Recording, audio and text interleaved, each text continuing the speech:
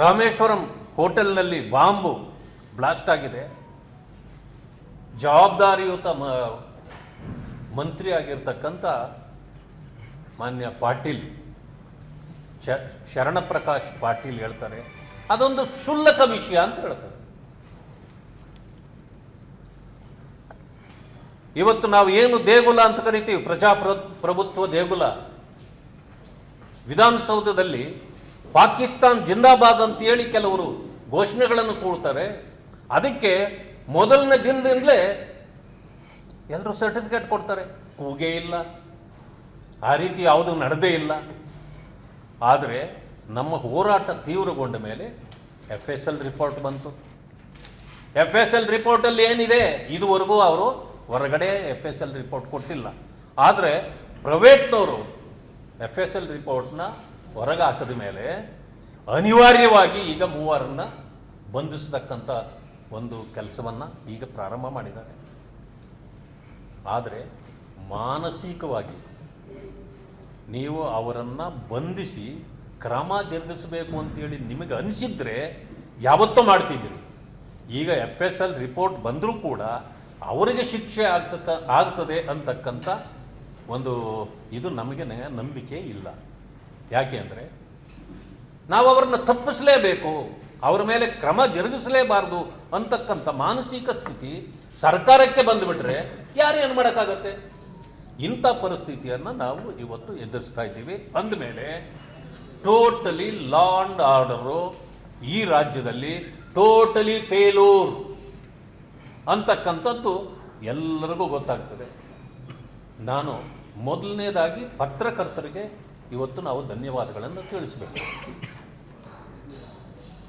ಯಾಕೆ ಅಂತಂದರೆ ವಿಧಾನಸೌಧದಲ್ಲಿ ಪಾಕಿಸ್ತಾನದ ಪರವಾಗಿ ಘೋಷಣೆ ಮಾಡಿ ಕರೆದಿದ್ದನ್ನು BJP ಎಲ್ಲ ಮೊದಲು ಎತ್ತಿ ಹೇಳಿದ್ದು, ಅದನ್ನು ಪತ್ರಕರ್ತರು ಗುರುತಿಸಿದ್ದು, ಅವರು ಹೇಳಿದ್ದಕ್ಕೆ ಪತ್ರಕರ್ತರನ್ನೇ ಬಹಳ ಕೆಟ್ಟದಾಗಿ ಮಾತಾಡಿದ್ದು ಕಾಂಗ್ರೆಸ್ನವರು. ಅದೇ ಯಾರು ಮಾನ್ಯ ನಾಸೀರ್ ಹುಸೇನ್, ಹೋಗಾಚೆ, ಮೊದಲು ಪತ್ರಕರ್ತರನ್ನ ಕೆಟ್ಟದಾಗಿ ಹೋಗಾಚೆ, ನೋಡಿದ್ದೀನಿ ನಾನು ನಡೆಯೋ ಅಂತೆಲ್ಲ ಕರೆದರು. ಸತ್ಯನ ಹೊರಗಡೆ ಹೇಳಬಾರ್ದಾಗಿತ್ತ?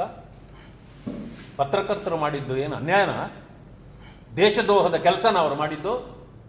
ಆದ್ದರಿಂದ ಅವರು ಬೆಳಕಿಗೆ ತಂದ ವಿಷಯವನ್ನು ನಾವು ಚಾಚು ತಪ್ಪದೆ ಸಂಪೂರ್ಣವಾಗಿ ಅದರ ಹಿಂದೆ ಬಿದ್ದಿದ್ದರಿಂದ ಇವತ್ತು FSL ರಿಪೋರ್ಟ್ ಬಂದಿದೆ. 3 ಅರೆಸ್ಟ್ ಮಾಡಿದ್ದಾರೆ. ಯಾವ ವ್ಯಕ್ತಿ ಒಬ್ಬ ಅರೆಸ್ಟ್ ಆಗಿದ್ದಾನೋ ಇವತ್ತೊಂದು ದಿವಸ ಅವ ಸ್ಟೇಟ್ಮೆಂಟ್ ಕೊಡ್ತಾನೆ, ನನಗೆ ಈ ದೇಶ ನನ್ನ ತಾಯಿ ಇದ್ದಂಗೆ, ನಾನು ಯಾವುದೇ ಕಾರಣಕ್ಕೆ ನಾನು ಪಾಕಿಸ್ತಾನ್ ಜಿಂದಾಬಾದ್ ಅನ್ಲಿಕ್ಕೆ ಸಾಧ್ಯನೇ ಇಲ್ಲ ಅಂತ.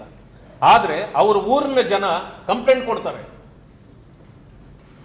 ಹಾವೇರಿಯಲ್ಲಿ ಅವನು ನಮ್ಮೂರಿನವನು, ಅವನು ಇಲ್ಲಿಯೂ ಅದೇ ಕೆಲಸ ಮಾಡ್ತಿದ್ದ, ಅಲ್ಲಿ ಹೋಗಿನೂ ಅದೇ ಮಾಡಿದ್ದಾನೆ ಅಂದ ತಕ್ಷಣವೇ ಎಚ್ಚೆತ್ಕೊಂಡ್ರು. ಕೊನೆಯಲ್ಲಿ FSL ರಿಪೋರ್ಟ್ ಬಂದ ಮೇಲೆ ಈಗ ಅರಿವಾಗಿದೆ, ಅವರನ್ನು ಈಗ ಅರೆಸ್ಟ್ ಮಾಡಿದ್ದಾರೆ. ಈ ರೀತಿ ನಾವು ಒಗ್ಗಟ್ಟಿನಿಂದ ಹೋರಾಟ ಮಾಡಿದರೆ ಮಾತ್ರ ಗೆಲುವು ಸಾಧ್ಯವೇ ಹೊರತು ಇಲ್ಲ ಅಂತಂದರೆ ಈ ಸರ್ಕಾರ ವೋಟ್ ಬ್ಯಾಂಕ್ನ ಓಲೈಕೆಯಲ್ಲಿ ಕೆಲವರನ್ನ ಸಂಪೂರ್ಣವಾಗಿ ತಲೆ ಮೇಲೆ ಎತ್ಕೊಂಡು ಕುತ್ಕೊಂಡಿದ್ದಾರೆ. ಆದ್ದರಿಂದಾಗಿ ದೇಶಕ್ಕೆ ಮತ್ತು ಈ ರಾಜ್ಯಕ್ಕೆ ಅನಾಹುತ ತಪ್ಪಿದ್ದಲ್ಲ ಅಂತಕ್ಕಂಥದ್ದನ್ನು ಈಗ ಜನ ಮನಗಂಡಿದ್ದಾರೆ. ಇದು ಇವತ್ತಿನ ಪರಿಸ್ಥಿತಿ. ಆದ್ದರಿಂದ ಒಂದು ಜನರ ಪ್ರಾಣಮಾನಗಳನ್ನು ಕಾಪಾಡುವಲ್ಲಿ ಸಂಪೂರ್ಣವಾಗಿ ಈ ಸರ್ಕಾರ ವಿಫಲ ಆಗಿದೆ. ಬರ ಪರಿಸ್ಥಿತಿಯನ್ನು ಎದುರಿಸದೆ ರೈತರು ಇವತ್ತು ಬಹಳಷ್ಟು ಬಡತನದಲ್ಲಿ ರೇಖೆಗಿಂತ ಕೆಳಗಡೆ ಇರ್ತವರಿಗೆ ಆಗಿರ್ತಕ್ಕಂಥ ಸಂಕಷ್ಟಗಳಿಗೆ ಪರಿಹಾರ ಕೊಡುವುದರಲ್ಲಿ ಕೂಡ ಇದು ಎಡವಿದೆ. ಅಷ್ಟು ಮಾತ್ರ ಅಲ್ಲ, ರಕ್ಷಣೆಯ ವಿಷಯದಲ್ಲಿ, ಈ ದೇಶದ ರಕ್ಷಣೆಯ ವಿಷಯದಲ್ಲೂ ಕೂಡ ಸಂಪೂರ್ಣವಾಗಿ ಈ ಸರ್ಕಾರ ಎಡವಿದೆ. ಆದ್ದರಿಂದ ನಾನು ಒಂದೇ ಮಾತಿನಲ್ಲಿ ಹೇಳೋದಾದರೆ, ಈ ಕಾಂಗ್ರೆಸ್ ಸರ್ಕಾರ ರಾಜ್ಯದ ಮಟ್ಟಕ್ಕೆ ಒಂದು ದರಿದ್ರ ಸರ್ಕಾರ ಅಂತ ಹೇಳಬೇಕು. ಆ ದರಿದ್ರದ ಸರ್ಕಾರದ ನೇತೃತ್ವ ದರಿದ್ರ ಮುಖ್ಯಮಂತ್ರಿ ಸಿದ್ದರಾಮಯ್ಯನವರು ವಹಿಸ್ಕೊಂಡಿದ್ದಾರೆ ಅಂತಕ್ಕಂಥ ಆಪಾದನೆಯನ್ನು ನಾನು ಮಾಡಲಿಕ್ಕೆ ಬಯಸ್ತೇನೆ. ಇಷ್ಟು ಮಾತ್ರವಾ?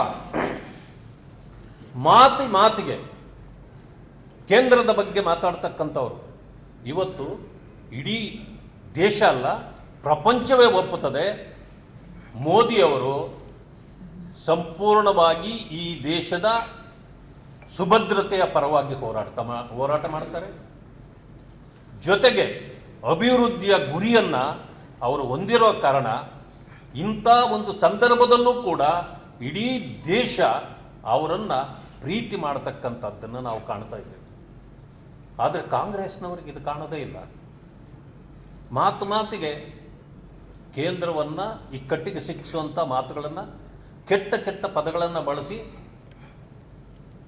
ಮುಖ್ಯಮಂತ್ರಿ ಆಗಿರ್ತಕ್ಕಂಥ ಒಬ್ಬ ವ್ಯಕ್ತಿ ಪ್ರಧಾನಮಂತ್ರಿಯನ್ನ ಅವನೊಬ್ಬ ಫೂಲ್ ಅಂತ ಮಾತಾಡ್ತಾರೆ, ಏಕವಚನ ಮಾತಾಡ್ತಾರೆ. ಈ ದೇಶದ ಅಧ್ಯಕ್ಷರನ್ನು ಮುರ್ಮು ಅವರನ್ನು ಅವಳು ಇವಳು ಅಂತ ಮಾತಾಡ್ತಾರೆ. ಇದು ಯಾವ ಸಂಸ್ಕೃತಿ? ಎಲ್ಲಿಗೆ ಹೋಗ್ತಿದ್ದಾರೆ ಇವರೆಲ್ಲನೂ? ಯಾವ ಮಾರ್ಗವನ್ನು ಜನರಿಗೆ, ಪೀಳಿಗೆಗೆ, ಹೊಸ ಪೀಳಿಗೆಗೆ ತೋರಿಸ್ಕೊಡ್ತಿದ್ದಾರೆ? ಇದನ್ನೆಲ್ಲನೂ ನಾವೆಲ್ಲರೂ ಕೂಡ ಇವತ್ತು ಖಂಡಿಸಬೇಕಾಗಿದೆ.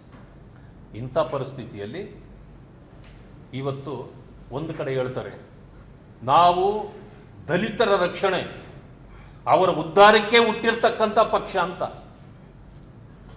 ಮೀಸಲಾತಿಯ ವಿಚಾರವನ್ನ ಎಳೆಯಾಗಿ ಬಿಚ್ಚಿಟ್ಟಿದ್ದಾರೆ ಮೊನ್ನೆ ಪ್ರಧಾನಿ ಮೋದಿಯವರು ಪಾರ್ಲಿಮೆಂಟ್. SC ST STP ಹಣ 25,000 ಕೋಟಿಯ ದುರುಪಯೋಗ ಆಗಿದೆ. ಹೇಳೋದು ದಲಿತರ ಹೆಸರು. ಜನ ಏನು ಅಂದ್ಕೊಳ್ಬೇಕು? ದಲಿತರಿಗೆ ಏನಪ್ಪ ಇಷ್ಟೊಂದು ಹಣ ಕೊಡ್ತಿದ್ದಾರೆ, ಆದರೂ ಕೂಡ ಅವರು ಉದ್ಧಾರ ಆಗ್ತಾ ಇಲ್ಲ, ನಾವು ಕಟ್ಟೋ ಟ್ಯಾಕ್ಸ್ ಅಂತ ಟ್ಯಾಕ್ಸ್ ಕಟ್ಟೋ ಜನ ಬೈಕೊಳ್ಬಹುದು. ಆದರೆ ಹೇಳ್ತಾರೆ, ಅವರ ಹೆಸರಿನಲ್ಲಿ ಹಣ ಇಡ್ತಾರೆ, ಮತ್ತೆ ಅದಕ್ಕೆ ಬೇರೆದಕ್ಕೆ ಅದನ್ನು ಡೈವರ್ಟ್ ಮಾಡಿ ಅನ್ಯಾಯ ಮಾಡ್ತಕ್ಕಂಥ ಕೆಲಸವನ್ನ ಈ ಮಾನ್ಯ ಮುಖ್ಯಮಂತ್ರಿಗಳಾಗಿರ್ತಕ್ಕಂಥ ಸಿದ್ದರಾಮಯ್ಯನವರು ಇವತ್ತು ಮಾಡ್ತಾ ಇದ್ದಾರೆ.